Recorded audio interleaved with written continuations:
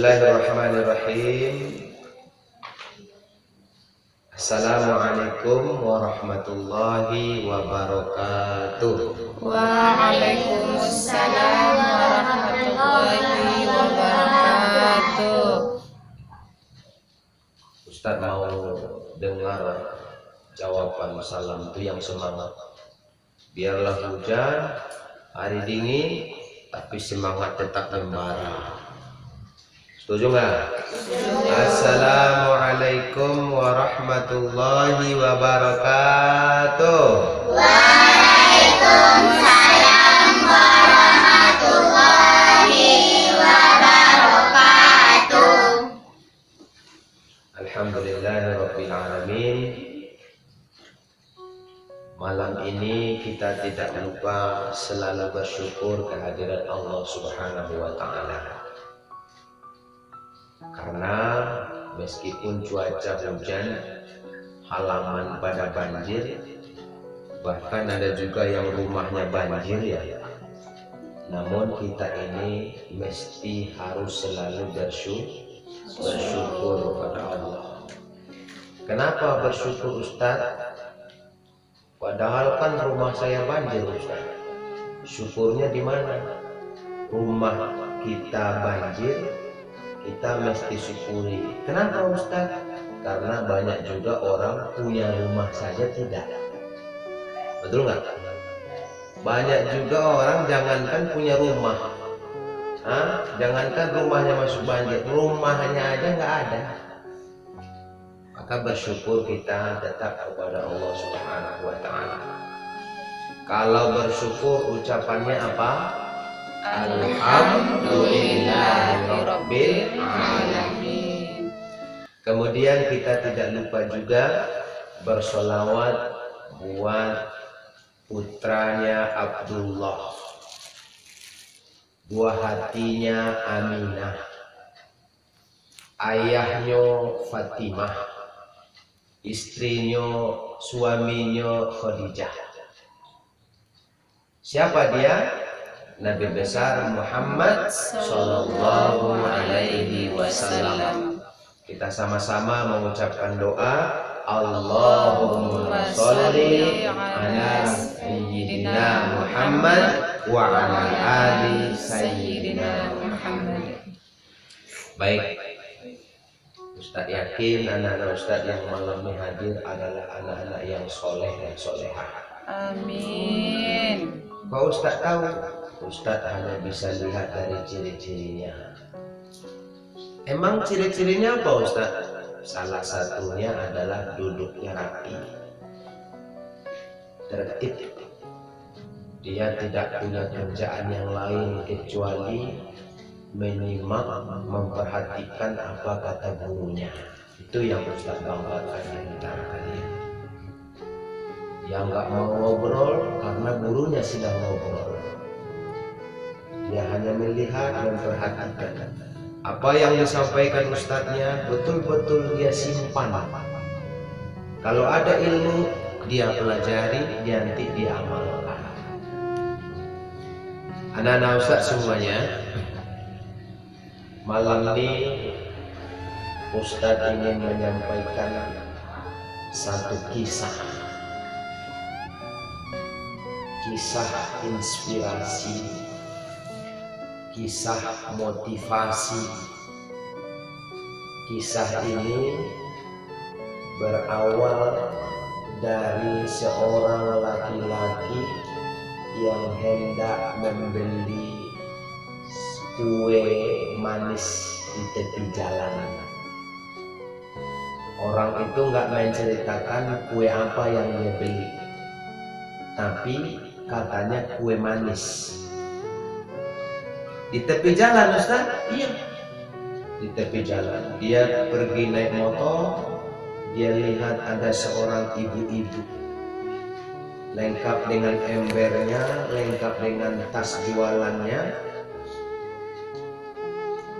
Lalu dia kasihan, karena mulia hatinya, dia berhenti. Stop. Di mana dia berhenti? Pas di depan ibu-ibu yang jualan tadi.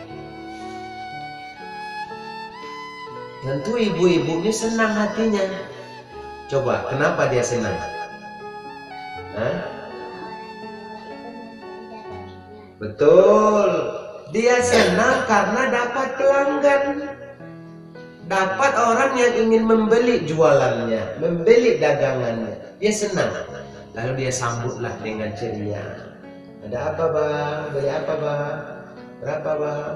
Biasa kan kalau orang jualan gitu ya. Mana ada pula orang jualan, datang orang mau beli, lalu dia wajahnya cemberut. Nah, ngapain? Karena nanti orangnya lari, yang jualan tetap nggak laku, rugi. Jadi kalau jualan tuh wajah harus manis. Mobil apa kak? Kadang-kadang sudah wajah manis, senyum manis, ramah, orang juga nggak mau beli. Apalagi cemberut. Betul kan? Nah, jadi si abang-abang ini berhenti di situ. Dia memang sengaja. Kenapa? Karena dia lihat dari jauh. Aduh kasihan, ibu-ibu ini sudah tua, dagang di pinggir jalan, banyak debu. Saya coba datang hampirilah. Maksud hati apa? Ingin beli. Padahal dari awal bukan ingin beli karena kasihan, tapi dia ingin beli untuk apa? Supaya ibunya tolong. Siapa tahu di rumahnya ada orang yang mau dikasih belanja, dikasih makan, baik itu anak yang mungkin. Kalau dagangannya nggak laris, kalau dagangannya nggak laku, dia mau ngasih makan itu pakai apa? Nah, terpikirlah hati si abang-abang ini, dia datang. Oh, assalamualaikum. Waalaikumsalam. Mau beli ya bang? Iya, saya beli. Cuman ada kejadian. Sebelum giliran si abang-abang tuh yang dilayani untuk beli, ada seseorang juga yang beberapa orang juga yang ingin beli. Dia lihat dari jauh, ada kebiasaan aneh tapi nyata. Anehnya di mana? Kalau ada orang beli, begitu selesai dia layani pembelian itu, dia ambil gula. Memang dia sudah siapkan gula merah lah. Dia ambil gula, dia teteskan. Kalau satu orang beli, selesai dia layani, dia ambil gula, dia teteskan ke tanah. Kira-kira ngapain air? Dia teteskan. Dilihat sama abang-abang yang naik motor tadi. Kok diteteskan? Mubazir lah. Untuk apa dibuang-buang gula tuh? Datang lagi pembeli satu lagi. Begitu selesai dilayani, ambil lagi gula, dia teteskan lagi ke bawah. Tambah bingung si abang-abang nih. Ini ibu-ibu ini kenapa nih? Dilihat orang mungkin kayak orang miskin lah nih. Tapi kok royal ya, mubazir dia buang-buang gula. Kalau kira-kira kalian yang mau beli itu, kalian menyaksikan begitu, kira-kira kalian berpendapat yang sama nggak begitu? Ini mubazir kok gula dibuang-buang ya? Begitu ya? Nah, lalu dia coba datang. Dapat giliran dia beli. Bu, saya mau beli juga. Nah, begitu selesai, masih melakukan hal yang sama. Namun tetap dalam pantauan dan perhatian si abang tadi, dia lihat masih juga sama. Kalau dia pulang begitu saja, dia penasaran. Ini ada sesuatu nih. Saya harus tanya nih, kenapa nih? Wah, dia cobalah nanya. Bu, iya nak, ada apa? Baliknya kan sudah saya beli. Udah. Terus saya mau tanya bu, boleh? Boleh. Ada apa? Dari tadi saya perhatikan ibu nih kalau ada orang beli, begitu selesai beli, ibu ambil gula, ibu buang ke bawah. Ada lagi yang beli, ibu selesai, ibu ambil gula, buang lagi ke bawah. Begitu saya juga beli, begitu selesai, ibu ambil gula, buang lagi ke bawah. Kenapa bu? Itu kan mubazir namanya. Senyum si ibu ini. Maaf ya bang. Kenapa dibuang-buang gula tuh? Saya udah lama jualan. Nah, terus berapa lama bu jualannya? 15, bahkan udah sampailah 20 tahun saya jualan. Jualan yang sama bu? Iya. Terus begitu ada orang jual beli, kemudian selalu ibu lakukan buang gula itu? Iya bang. Bukannya mubazir buang-buang gula. Ini loh bang, bukan itu masalahnya. Terus saya bukan buang itu gula. Terus kenapa? Saya kan dapat rezeki itu bang. Ada orang beli, saya kasih, kan saya dapat untung tuh, saya dapat rezeki itu. Apa hubungannya sama gula? Dibuang. Saya bukan buang. Ya ngapain? Nah, penasarannya dia tuh. Saya hanya sekedar membagi rezeki. Bagi rezeki? Kok bagi rezeki saya lihat kan buang abang. Abang nggak tahu saya ngasih rezekinya ke siapa. Saya dapat untung dari penjualan, sudah sepantasnya saya bagi rezeki kepada orang bang. Saya infak sedekah. Saya memang nggak bisa infak banyak bang. Terus saya infaknya pakai gula aja. Gula dibuang? Bukan dibuang bang. Terus saya hanya kasih rezeki untuk makhluk Allah yang lain. Siapa makhluk Allah yang lain yang dikasih rezeki itu? Semut. Siapa yang dikasih? Semut. Semut itu makhluk Allah nggak? Makhluk Allah. Orang itu makhluk Allah nggak? Makhluk Allah. Si tukang yang beli tadi makhluk Allah nggak? Makhluk Allah. Jawab dong, makhluk Allah nggak? Ya. Yang jualan ibu-ibu tadi makhluk Allah nggak? Ya. Makhluk Allah. Allah nitip rezeki buat si pembeli. Si pembeli bagi rezeki kepada si penjual. Si penjual dapat rezeki dari si pembeli. Dia bagi rezeki lagi kepada siapa? Semut. Jelas tidak ceritanya nih? Jelas tidak? Jelas. Nah, sampai sini kira-kira paham nggak apa maksud cerita Ustadz yang sebentar ini? Paham tidak? Pasti masing-masing kalian tuh di pikiran kalian sudah punya maksudnya apa, maknanya apa.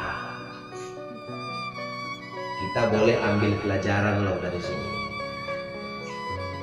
Seorang ibu yang sudah tua, kelihatan memang miskin, tidak berpunya, tapi tetap masih mau mengeluarkan sebagian hartanya untuk orang lain. Meskipun bukan orang, tapi makhluk Allah yang lain. Siapa makhluknya tadi? Semut. Dia memang gak punya banyak uang, infak sedekah 10.000, 20.000, 5.000. Jalankan kita. Tapi dia ingin membagi rezekinya untuk makhluk Allah yang lain yang bernama apa? Semut. Jangan teman uang. Beko yang lalat di mulutnya itu. Ya. Nah, inilah yang ingin Ustaz sampaikan malam ini. Yang menjadi intinya apa? Anak-anakku semuanya dengarkan dulu. Nanti dengarkan dulu. Belajarlah terus berbagi kepada orang lain. Kenapa? Karena di dalam harta kita itu ada haknya orang lain. Ingat pesan Allah dan pesan Rasulullah Sallallahu Alaihi Wasallam. Apa kata Nabi kita? Man nafasa an muslim nafasallahu anhu qurbatan min qurabid dunya wa yaumal qiyamah.